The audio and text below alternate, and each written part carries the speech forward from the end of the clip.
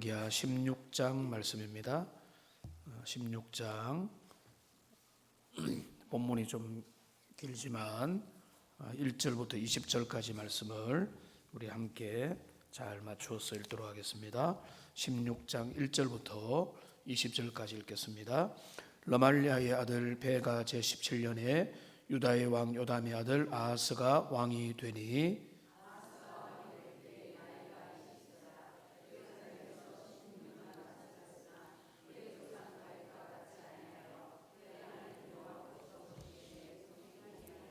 이스라엘의 여러 왕의 길로 행하며 또 여호와께서 이스라엘 자손 앞에서 쫓아내신 이방 사람의 가정한 일을 따라 자기 아들을 불 가운데로 지나가게 하며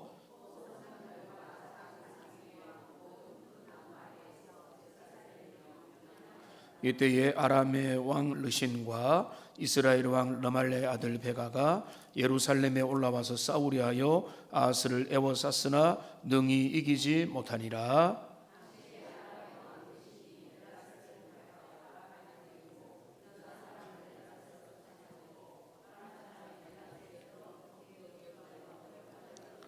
아하스가 아수르 왕 디글랏 빌레셋에게 사자를 보내 이르되 나는 왕의 신복이요 왕의 아들이라. 이제 아람 왕과 이스라엘 왕이 나를 치니 청하건대 올라와 그 손에서 나를 구원하소서 하고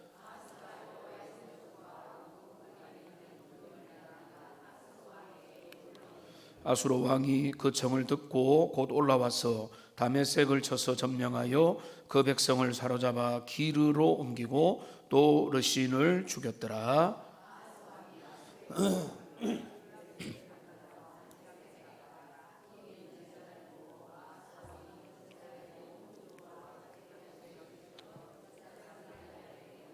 아하스 왕이 다메섹에서 돌아오기 전에 제사장 우리아가 아하스 왕이 다메섹에서 보낸 대로 모두 행하여 제사장 우리아가 제단을 만든지라.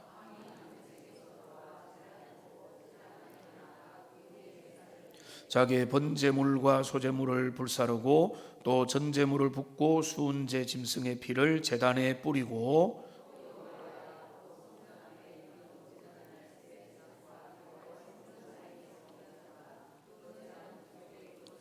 아하스 왕이 제사장 우리아에게 명령하여 이르되 아침 번제물과 저녁 소제물과 왕의 번제물과 그 소제물과 모든 국민의 번제물과 그 소제물과 전제물을 다 이 큰 제단 위에 불사르고 또 번제물의 피와 다른 제물의 피를 다 그 위에 뿌리라. 오직 놋제단은 내가 주께 여쭐 일에만 쓰게 하라 하며 아하스 왕이 물두명 받침의 옆판을 떼내고 물두명을 그 자리에서 옮기고 또 놋바다를 놋소 위에서 내려다가 돌판 위에 그것을 두며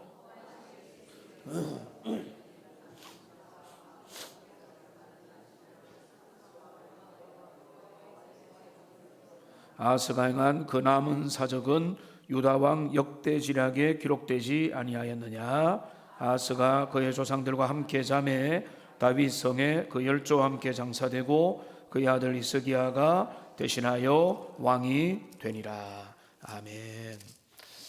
여러분들 주일 예배보다 인원은 훨씬 작아도 성경 암송 이 교독을 하는데 훨씬 호흡이 잘 맞는 것 같습니다.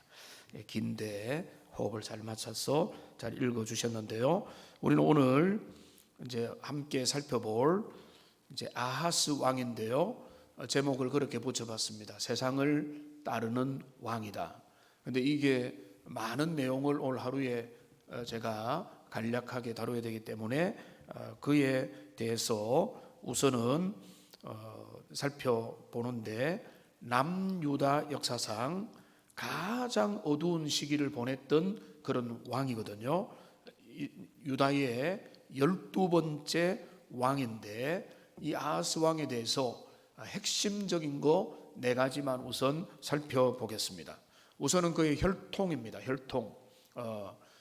경건한 유다의 그 모든 부모 세대, 그 조부 우시야 그리고 아버지 요담의 뒤를 이었지만은 그 신앙의 유산이 이제 그 아하스 때에 틀어지게 되었습니다.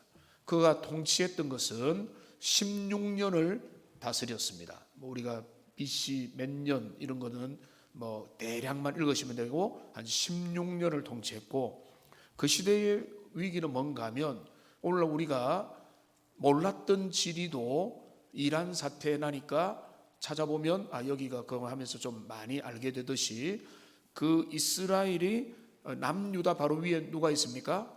북이스라엘이 있고, 그 다음에 아수르가 그때의 강대국으로 부상했고, 근데 이제 그 북이스라엘, 그러니까 우리나라로 말하면은 북한과 북이스라엘과 아람이 연합해서 유다를, 이제 아하스가 다스리는 유다를 괴롭히는 이런 형국이 됐습니다. 북한과 중국이 연합해서 남한을 친다, 이렇게 쉽게 보면은 되겠습니다. 그러니까 지금 이제 유다는 북이스라엘과 관계가 안 좋죠. 그 다음에 아람이 있죠. 그래 아수르가 강대국으로 자리하는 그런 그 사이에 끼어 있는 이런 형태였습니다. 근데 거기에 대해서 평가는 한마디로 2절에 오늘 나타나 있는데, 다윗과 같이 아니하여 정직하게 행하지 아니한 왕이다. 아주 냉정하게 평가를 내립니다. 그러니까 여러 가지 어려움이 있었고 사방의 위기와 문제들이 많은 시대를 아하스가 살아갔습니다. 그런데 힘들었던 시대를 살아갔기 때문에 봐준다 이게 아니라, 그 시대를 살아갔던 아하스를 성경이 그의 불순종과 그의 믿음 없는 모습을 어떻게 정리를 하는지를 오늘 함께 살펴보겠습니다. 아하스의 첫 번째 가장 심각한 문제는 뭔가 하면 생명을 불태운 탐욕의 우상 숭배입니다. 그러니까 그는 어느 정도인가 하면 오늘 본문에 간단하게 나타나는데 3절에 보면 끔찍합니다. 아들을 불 가운데 지나가게 했습니다. 여러분 이건 말이 안 되잖아요. 흰 예루살렘 남서쪽에 보면은 흰놈의 아들 골짜기라고 하는 곳이 있는데, 거기에 뭐가 있는가 하면 거대한 놋새 우상인 몰록 우상이 서 있습니다. 몰록이라고 들어봤잖아요. 그 몰록 우상이 서 있는데, 이 우상은 우상은 사람의 몸인데 얼굴은 황소 모양을 띠고 두 팔을 앞으로 벌린 이런 기괴한 모습의 이방 우상입니다. 그런데 그 제사 장치가 밑에 이제 불을 피우면 이 놋새 우상이 벌겋게 이렇게 달아오르고, 그러면 사람들은 자기의 그 뜨거운 우상의 두 팔에다가 어린 자녀를 올려놓았던 것입니다. 인신 제사를 드렸던 것입니다. 그러니까 인신제사를 지으면 애가 비명을 지르겠죠. 그 비명 소리를 막기 위해서 북을 크게 쳤습니다. 북 소리를 치면서 막 비명을 내든 말든 그 행동을 했던 것입니다. 여러분, 자녀를 축복해야 될 아버지가 자기의 왕위를 지키고 그 당시의 세속의 우상을 따라서 요행을 보기 위해서 그 행동을 하기 때문에 성경은 그것을 가증한 일이라고 부르는 것입니다. 하나님이 보시기에 구역질이 나는 행동인 것입니다. 주님을 믿는다고 하면서 돼지머리 앞에 놓고 이렇게 구슬을 하고 절을 하는 거하고 다를 바가 없고 그보다 훨씬 더 심한 일입니다. 여러분, 시편 127편 3절을 보십시오. 화면에 보시면은 같이 한번 읽어보겠습니다. 보라, 자식들은 여호와의 기업이요 대열매는 그의 상급이로다. 이뿐만 아니라 모세오경을 비롯한 모든 성경의 교훈은 자녀를 그렇게 불 가운데 지나가게 하라, 그거는 상상할 수 없는, 여호와를 믿는 사람에게, 말씀을 가진 사람에게는 생각도 할 수 없는 그런 일들을 지금 이 아하스는 전혀 고민 없이 그 필요에 따라 사람들을 하니까 나도 뭔가 왕권을 유지하고 하면서 그 일들을 행했다는 것입니다. 왜 그랬을까요? 보이지 않는 하나님을 믿는기보다는 보이는 신기한 거, 사람들이 하면서 누가 좋았더라, 그렇게 하니까 효험이 있더라, 그리고 무엇보다 그 몰록 우상을 가져온 그 나라가 훨씬 강대국이라고 보기 때문에 그 강대국의 신이 더 큰 거 아니냐라고 생각하면서 거기에 빠져들었던 것입니다. 그러니까 자녀를 태워 바친 그 제단에서 돌아오는 것은 뭐겠습니까? 평안이겠습니까? 기쁨이겠습니까? 아니죠. 뼈아픈 심판과 돌이킬 수 없는 영원한 수치밖에 없는 것입니다. 오늘날 여러분의 자녀들을 몰록의 불길 위에 던지는 부모들이 어디 있겠습니까? 별로 없겠죠. 그리고 여러분들 중에는 한 분도 없겠지만은 우리가 영적인 의미에서 이거를 좀 생각을 해보면 우리가 자녀들을 아하스의 길로 내보내고 있는 것은 아닌지 돌아봐야 된다는 것입니다. 몰록에게 불 가운데 지나가게 하는 일은 하지 않겠지만은 성공이라는 불길 속에 무조건 성공해야 돼. 성공을 위해서는 다른 거 앞뒤 좌우 바라보면 안 돼. 무조건 이를 꽉 물고 성공해라. 신앙보다, 영혼보다, 세상의 성공과 명문대 입학과 남들보다 좀 더 유명해지는 그거를 위해서 마음과 우선순위를 두고 거기에 자녀들을 몰아넣고 있다면, 좀 과장해서 말하지만은 그거는 몰록 우상을 섬기는 것과 크게 다를 바가 없는 것입니다. 세속주의라는 몰록, 나중에 성공하면 사람들이 다 인정해줘. 성공하고 난 다음에 천천히 믿어. 자녀의 예배를 빼앗고 그들이 세상 가운데서 그냥 뿌듯한 직장 하나 가지고 있으면 만족하고, 그게 우리 세속주의로 빠져든 그 모습으로, 그게 지금 아하스처럼은 하지 않지만은 우리가 그렇게 할 수가 있다는 것입니다. 그러니까 지금 우리는 이 본문의 평면으로 나타나 있는 첫 번째 아하스의 심각한 죄, 자기 아들을 불 가운데로 지나가게 만든, 자녀를 완전히 망치는 일이잖아요. 사무엘 선지자가 그렇게 하나님 앞에 경건해도 그 자녀가 망쳐지거늘 부모가 앞장서 가지고 세속의 길로 이끌면 자녀의 운명이 어떻게 되겠습니까? 아하스는 신앙이 없으니까 남유다의 왕임에도 불구하고 엉뚱한 길로 자녀를 내몰고 자녀를 망치고 있더라는 것입니다. 여러분, 제가 말씀드린 대로 두 번째 아하스의 실패와 실수는 뭔가 하면 철저한 세상을 하나님보다 먼저 의지하는 인본주의입니다. 인본주의. 세상에 의지해야 될, 붙잡아야 될 대상이 많으니까 인본주의에 빠져가지고 저기 앗수르를 붙잡아야 되고 사람을 의지해야 되고 지금은 여기에 줄을 서야 되고 저기에 줄을 서야 되고 이런 데만 마음을 두고 있더라는 것입니다. 오늘 본문 7절을 보십시오. 아하스가 아수르 왕 디글랏 빌레셋에게 사자를 보내 이르되 나는 왕의 신복이요 왕의 아들이라 올라와 그 손에서 나를 구원해달라. 이 북이스라엘과 아람이 연합해가지고 자기를 공격하니까 당연히 우리는 외교와 또 협력을 추구할 수 있지만, 근데 이 아하스는 하나님께 묻지도 않고 표적도 구하지 않고 주님의 뜻이 무엇인지를 간구하지도 않은 채 눈에 보이는 세력만 끌어안는 것입니다. 손잡으면 내 편이고 그 쥐가, 그 고양이가 검든 희든 관계없이 쥐만 잘 잡으면 된다, 그렇게 여기는 것입니다.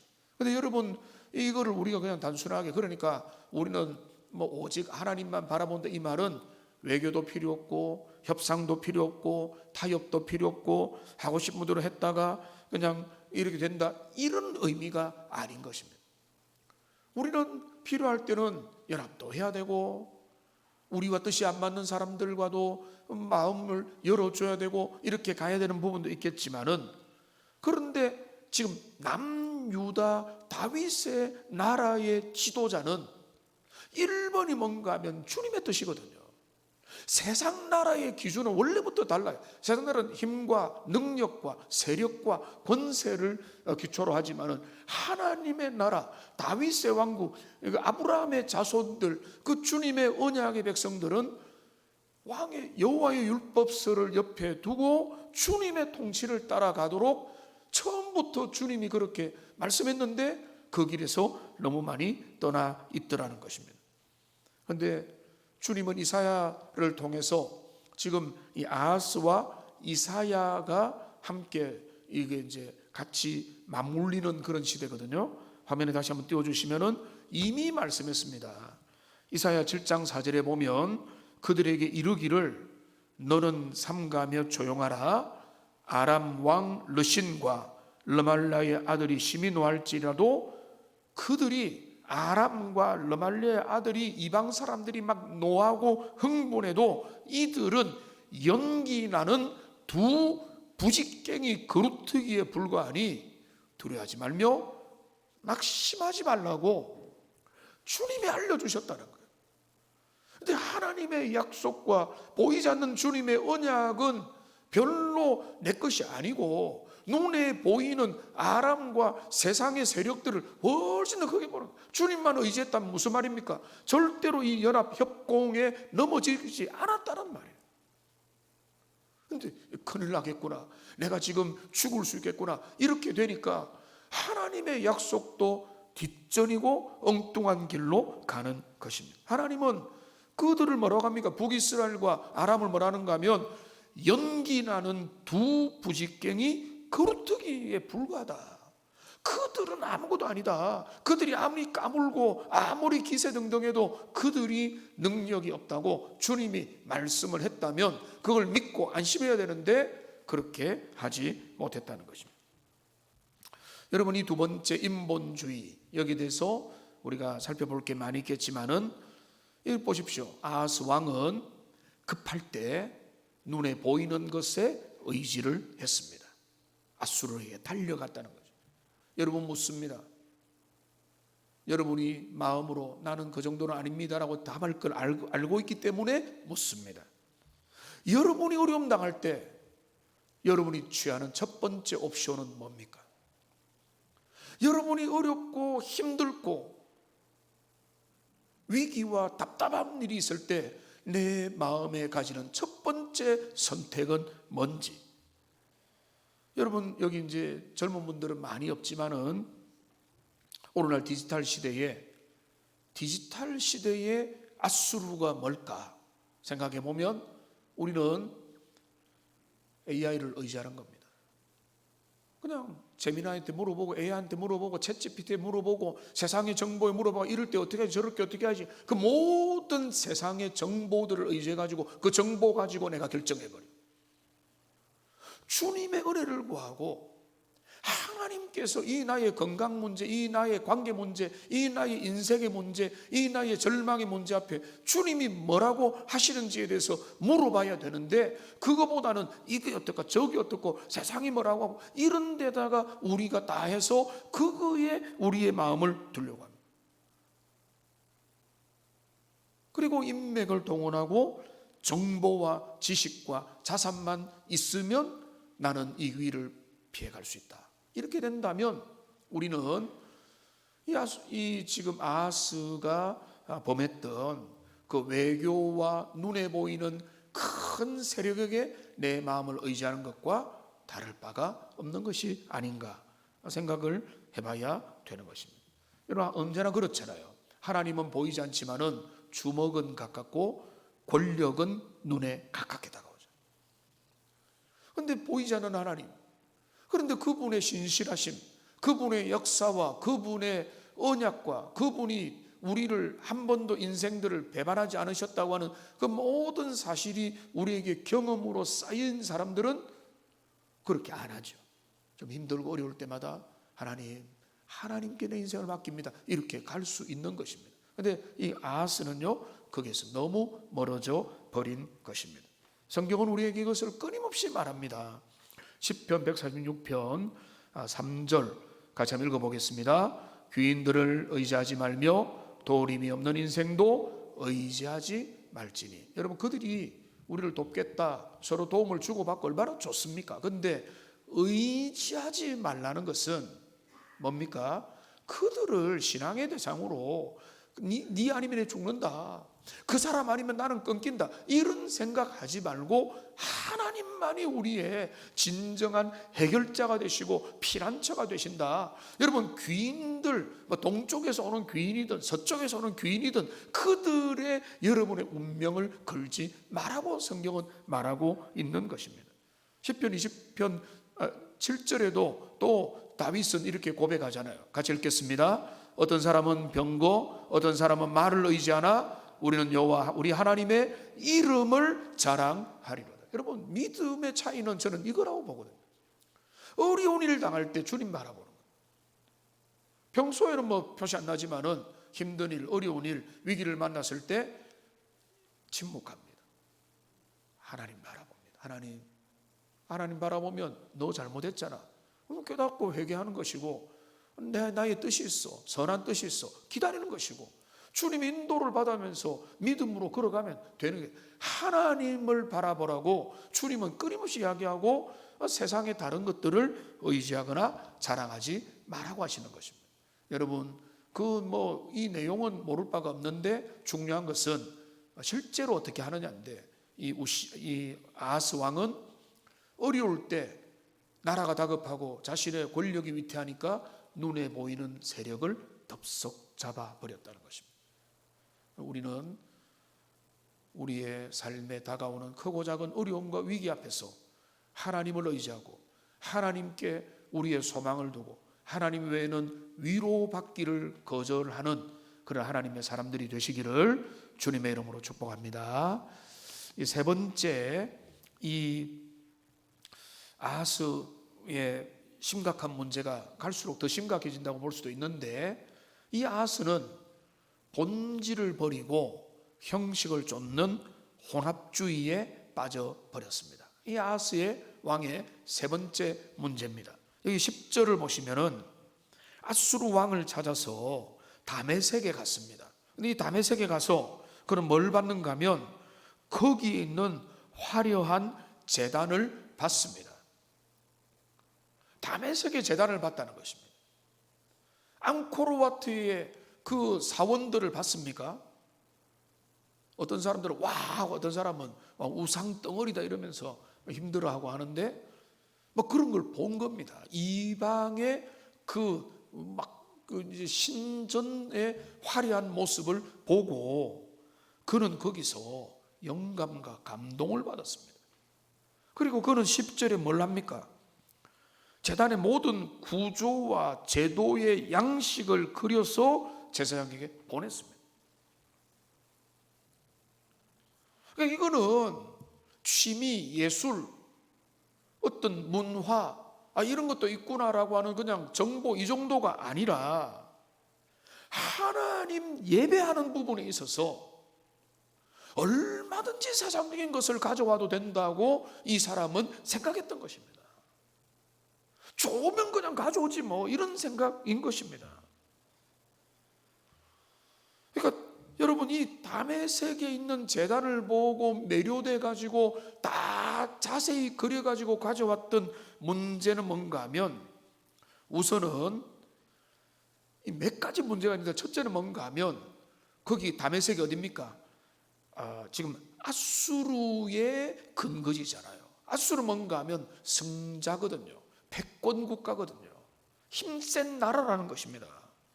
그러니까 지금 이 아하스가 가는 걸 뭔가 하면 그 앞에 무릎 꿇고 조공을 바치고 항복의 의사를 밝히고 우리 도와달라 하기 위해서 간 겁니다. 그러니까 지금 아하스의 생각은 뭔가 하면 선진 문물이 무조건 좋다 이 말이에요. 당시의 패권 국가니까 그 패권 국가의 그 신전이 좋아 보이는 겁니다. 서울에 가가지고 뭔가 좋으면 무조건 좋다 이 말이에요. 사대주의. 세상의 매혹에 사로잡힌 것입니다. 그러니까 다메섹의 화려한 아수르의 종교 시설을 보고는 뭔가 하면 우리 회당도 우리 예루살렘도 이렇게 꾸며야 되겠네 이렇게 말하는 것입니다. 그의 사상은 뭔가 하면 강한 나라의 신은 더 위대하다 이 말이에요. 세상에서 힘 있는 나라의 종교가 더 세다. 아주 천박한 그런 이론을 가지고 있고 그에게는 열등감이 넘쳐나는 겁니다. 왜냐하면 하나님이 그 보여준 식양대로 그 광야에서부터 솔로몬의 성전에까지 주님이 보여주신 그 모든 양식에 대해서는 존중하고 귀하게 여기는 마음이 없는 거예요. 시시하게 여긴 것입니다. 여기가 훨씬 낫잖아. 저 이방 종교 뭐 저기 몰록의 신전 이런 게 보면은 그런 거 다 따오자 이래가지고 죄송한 말이지만은 이 천주교 성당에 보면 온갖 우상들 온갖 성상들이 그렇게 즐비한 것입니다. 다 이렇게 붙이는 거죠. 그러면서 그는 두 번째로 어떻게 합니까? 구조와 제도의 양식을 그려서 보냈습니다. 근데 문제는 뭡니까? 출애굽기 25장 40절에 보면 이런 성막의 설계도는 하나님이 모세에게 그대로 주셨잖아요. 그리고 성전을 지을 때도 주님이 그대로 주셨다는 거예요. 우리는 변경할 수 있는 게 있고 변경할 수 없는 게 있는 것입니다. 우리의 예배 가운데 우리가 뭐 여기에 뭐 십자가도 붙이고 뭐 장식도 하고 뭐 모형도 만들고 여기는 뭐 다윗 성도 만들고 여기는 베드로 만들고 설교 시제로 막 다 하나씩 붙여 놓으면 어떤 사람 예쁘다 귀엽다 하겠지만 그거는 성경의 원리에서 어긋나는 거기 때문에 여러분들이 다 말려야 되는 그거는 성경적이지 않지 않습니까? 라고 여러분들이 다 말릴 겁니다. 그런데 지금 이 아하스는 그런 분별력이 하나도 없고 매력적이면 그냥 가져와서 다 우리도 하자 이렇게 돼버린 것입니다. 인간 중심으로 생각해서 편집하고 재단하고 변경하고 수정하는 그 일들을 쉽게 했다는 것입니다. 여러분 어느 정도 아세요? 14절을 보십시오. 여러분 성경을 보면 여호와의 앞 곧 성전 앞에 있던 놋 제단이 새 제단과 성전 사이에서 놋 제단을 어떻게 했죠? 옮겨서 북쪽에 뒀습니다. 뭐죠? 원래 제단이 밀려났어요. 원래 제단을 시시하게 여기니까 그냥 밀어버린 거예요. 이거 잠시 미루자. 뭐 쉽게 말하면 이겁니다. 이 말씀의 강단 중요한데 강단 옆으로 치우고 여기는 공연을 항상 할 수 있도록 하자. 이렇게 교회가 결정했다. 여러분 그거는 그 결정은 아주 심각한 결정이죠. 강단이 반드시 여기 있어야 된다. 이게 뭐 중요한다마다 그거는 원리적으로 맞는데 왜 옮겼느냐? 여기에 공연을 잘하기 위해서. 이렇게 된다면 그거는 예배 본질에서 벗어났다는 거예요. 지금 여기 새로운 강단을 만들어서 옛 강단을 밀쳐버렸다. 주객이 전도되어 버렸습니다. 오늘날 저도 항상 스스로에게 두려워하고 우리에게도 경고하지만 오늘 이 강단에서 그리스도의 십자가나 순수한 말씀의 복음 대신에 자기 개발, 힐링, 심리적인 위로와 아주 그냥 이 땅에 휘발성 깊은 그냥 그런 메시지들이 여기에서 나오는 것을 방치하고 있는 것은 아닌가 이런 생각들을 하게 되는 것입니다. 여기에서 이 다메섹에 있는 설계도를 가져왔더라는 부분에서 제일 충격적인 사건이 있습니다. 저와 우리 목사님과 전도사님이 제일 새겨 드려야 돼요. 11절을 보십시오. 우리아에게 다 보냈습니다. 10절에 11절에 보니까 우리아가 다메섹에서 보낸 대로 모두 행하여 제단을 만들었습니다. 제일 앞장서 가지고 충성에 충성을 하는 겁니다. 누가요? 제사장이. 분별력 제로입니다. 그러니까 그 왕의 그 제사장입니다. 왕은 기분 좋겠죠. 왜? 왕이 하라는 대로 그대로 입만 맞춰 미리 만나지도 않았어요. 보낸 대로 미리 다 갖춰가지고 왕이 오면은 딱 보고 기뻐할 수 있도록 조치를 다 취해 놨다는 것입니다. 이게 뭡니까? 영적 지도력의 타락이죠. 서로가 야 좋다, 호흡이 잘 맞는다, 이거는 정말로 가벼운 것이고, 그들은 믿음의 수준이 둘 다 형편없었기 때문에 똑같은 수준에서 똑같은 결정을 하고 말았던 것입니다. 그러니까 왕의 미친 짓을 제사장도 함께 정신없이 따라가서, 칼빈이 그걸 뭔가 하면은 하나님의 거룩함을 파괴한 공범들이다, 이렇게 말하고 있는 것입니다.